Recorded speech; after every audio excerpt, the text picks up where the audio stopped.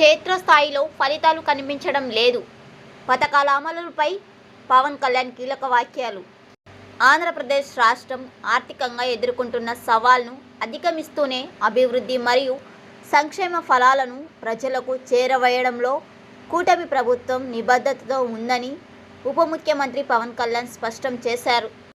సోమవారం సచివాలయంలో ముఖ్యమంత్రి చంద్రబాబు నాయుడుతో కలిసి మంత్రులు, శాఖల కార్యదర్శులు సమావేశంలో ప్రసంగించారు.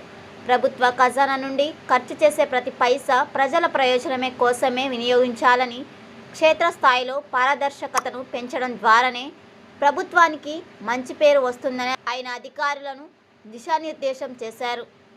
అడవి తల్లి బాట వంటి పథకాల ద్వారా గ్రామీణ, గిరిజన ప్రాంతాల్లో మౌలిక సదుపాయాలకు కల్పనకు పెద్దపీట వేస్తున్నారని తెలిపారు.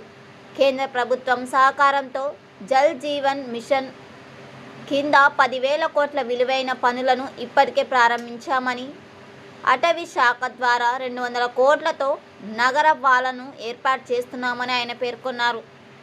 ప్రభుత్వ నిర్ణయాల అమలులో క్షేత్రస్థాయిలో ఇంకా కొన్ని లోపాలు, ఉదాసీనత కనిపిస్తున్నాయని ఉప ముఖ్యమంత్రి అసహనం వ్యక్తం చేశారు.